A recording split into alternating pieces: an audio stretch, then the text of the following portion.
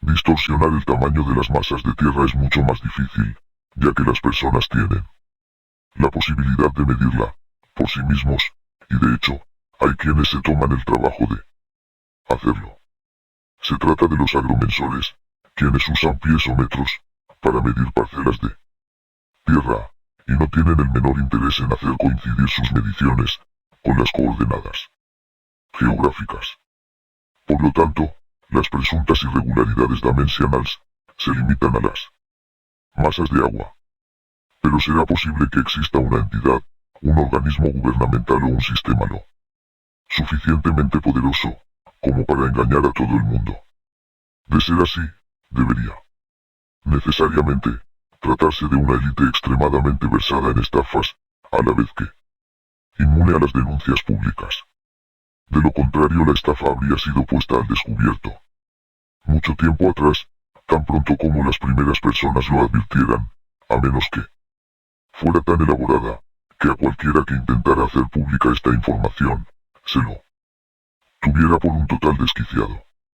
La ley, en su afán de mantener el orden y el civismo, suele utilizar sus largos brazos para eliminar a los desquiciados de la sociedad. Y si no son eliminados, por lo general, es la propia sociedad la que acaba por rechazarlos. La palabra inglesa sian se refiere precisamente al acto de excluir a un individuo de la sociedad.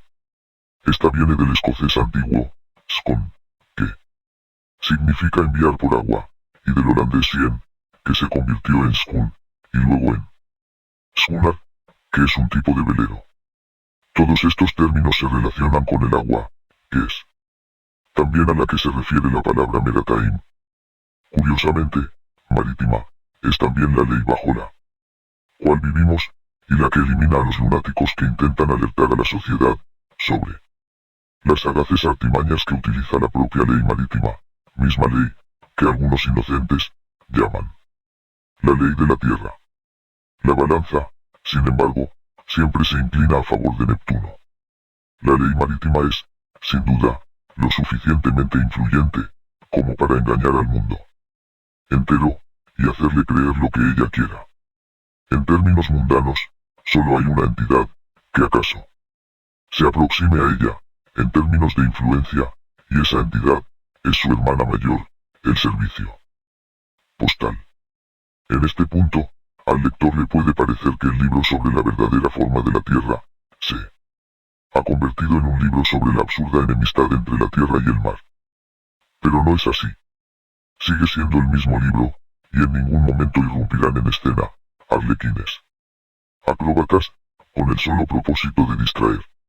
Lo que sucede, es que para explicar cómo podemos estar seguros de que los tamaños de la Tierra y el océano se nos presentan correctamente en nuestros mapas, se deben sentar ciertas bases, y, en este caso, queremos establecer que el servicio postal está, en última instancia, a cargo de la medición de la Tierra, y que conoce el verdadero tamaño de los continentes. Y para ello hay que comenzar desde el principio. Capítulo 4. Ley marítima y el servicio postal. Como todas las cosas, en su infancia, el servicio postal era muy diferente a su versión adulta. Por un lado, era más pequeño y mucho menos influyente, y, paradójicamente, tuvo su origen antes de la invención de la escritura. Comenzó con los corredores mensajeros, quienes transmitían los mensajes, de boca a boca.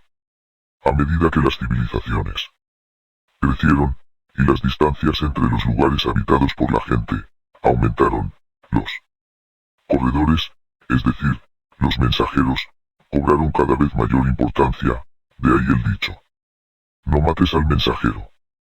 Con el tiempo, se instalaron postas, pequeños kioscos con agua y comida en puntos estratégicos, para permitir a los corredores administrar mejor su recorrido. Estas postas también eran atendidas por corredores. La invención de la escritura aceleró las comunicaciones, les facilitó la tarea a los corredores, permitiéndoles partir en el mismo instante en que recibían el mensaje, en lugar de tener que escuchar el mensaje y repetirlo palabra por palabra, para poder emprender su marcha. En distancias muy grandes, que requerían de muchos corredores, las demoras entre un corredor y otro, podían significar la diferencia entre la vida y la muerte. Los mensajes por escrito, dieron origen a los corredores con carta en mano, y a su vez, con el tiempo, a la carrera de relevos, deporte atlético, como a la palabra etar. Misivas enviadas por correo. Eventualmente, con la incorporación del caballo y el camello. El proceso se aceleró aún más, también se utilizaron palomas mensajeras y otras aves de caza, pero, aunque la mensajería aviar era el método más ágil, también resultaba el menos confiable, ya que estas aves eran acechadas por sus depredadores naturales, que obraban por cuenta propia, o bien por designio de enemigos en busca de información. Los más efectivos fueron el caballo y el pony, capaces de transportar mayor peso en menos tiempo. Se utilizaron incluso en África y Medio Oriente, a pesar de que en esas regiones proliferaba el camello. El camello suele ser muy temperamental y obstinado. Con el tiempo, el servicio postal fue capaz de acarrear mensajes cada vez menos críticos, algunos seguramente meras quejas.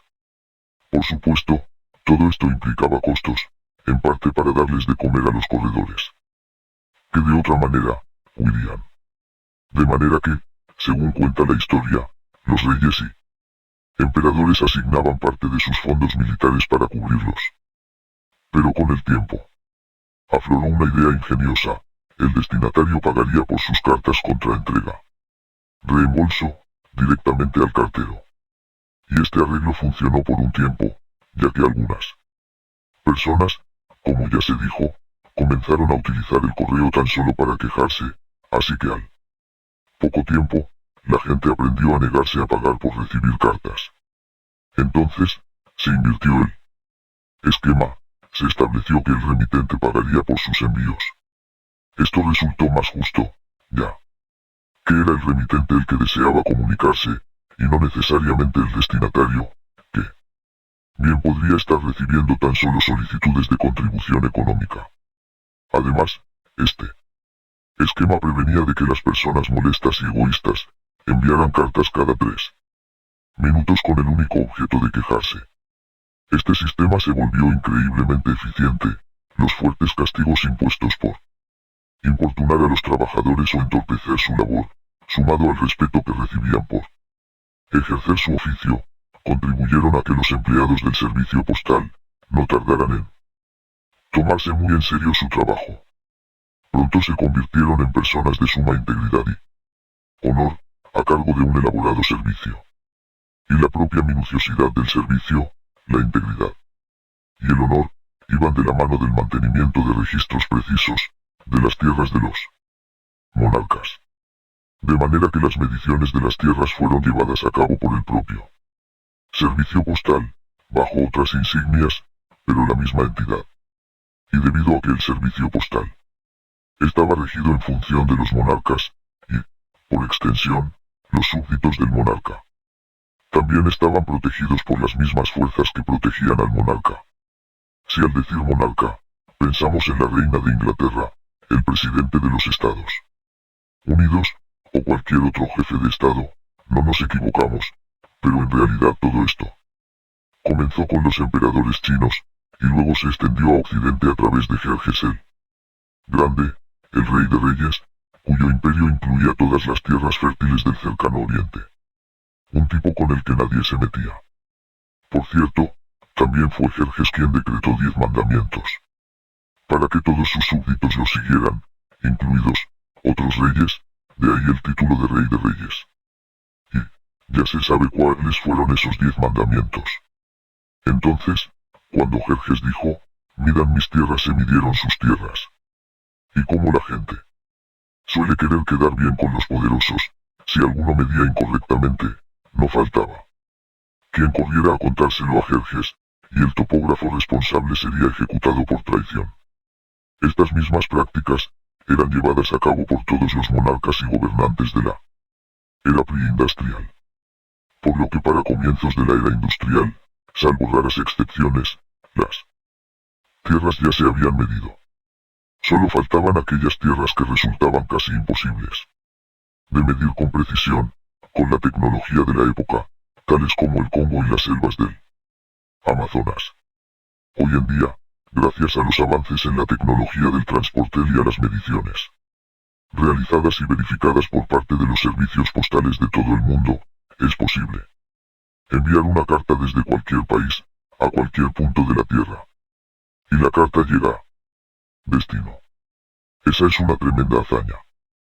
Todas las direcciones, todos los puertos y aeropuertos, las oficinas de distribución, los usuarios registrados, catalogados y actualizados, sumados a todos los empleados, negocios, departamentos, servicios públicos, su logística y mantenimiento, todo, minuciosamente registrado y legitimado por el servicio postal. La incursión en el territorio de cualquier país, por parte de un servicio postal extranjero, equivale a una invasión, y podría desencadenar una guerra. Para evitarlas, existen registros que detallan el tamaño de los países y la localización de sus límites, a disposición del público, en enciclopedias, atlas, etc. El hecho de que estos mapas pudieran tergiversar la forma o la disposición de los países, es otro asunto, pero los tamaños son correctos. Entonces, sí, el servicio postal de cualquier país conoce el tamaño exacto de su territorio nacional y dónde se ubican sus fronteras. Esos detalles son públicos, y cualquier persona los puede verificar. Es más probable que las masas de tierra bajo el sol sean del tamaño registrado por entidades como el servicio postal, que del tamaño que se muestra en las proyecciones AE. Y todo empezó con personas que llevaban y traían mensajes a la carrera, algunos de ellos incluso llegando en barco desde el otro lado mundo. Siempre y cuando el barco no fuera atacado por piratas, instancia que nos lleva a adentrarnos en la ley marítima. Después del establecimiento del servicio postal, que facilitó los tratos y el comercio a larga distancia con antelación, y a largo plazo, donde los ahorros de una vida se invertían en bienes en el extranjero, y los medios de vida de muchas personas dependían del comercio ultramarino. De vez en cuando, y de la nada, aparecían los famosos piratas, y les arruinaban todo, a todos, excepto a los individuos, que en ocasiones los controlaban. Los servicios postales tenían la custodia de contratos, libros contables, pagarés, abonos y, por supuesto, cartas. Cuando los piratas atacaban y saqueaban los barcos que transportaban estos documentos, no solo despojaban de esos valiosos legajos al ciudadano común, sino que atentaban contra el funcionamiento del servicio postal y, por extensión, a las gestiones monárquicas. Por tal motivo, los responsables del buen funcionamiento del servicio postal en tierra, se vieron obligados a resolver el problema de la piratería. Así nació la ley marítima. Anteriormente impartida por su capitán, ya existía una ley informal en cada barco tripulado. Pero los piratas no respetaban ley alguna. Entonces, al establecer esta nueva ley, que habilitaba a perseguir a los piratas aún en tierra, todos los piratas debían bajar a tierra. Tarde o temprano la ley marítima colocó un pie en la tierra y otro en el mar, para vigilar tanto las aguas como la tierra firme, y así poder perseguir a los piratas hasta los confines del mundo. La ley funcionó muy bien, cobró autoridad por sobre los demás sistemas policiales ya existentes, y a partir del poder que le confirieron los jefes de Estado, con el tiempo, se hizo cargo hasta de los asuntos que anteriormente se ocupaban los monarcas. Las leyes anteriores a la ley marítima habían sido una mezcla de normas religiosas y códigos éticos, basados en la heráldica, el honor y la integridad, es decir, en el autocontrol, códigos totalmente ineficaces.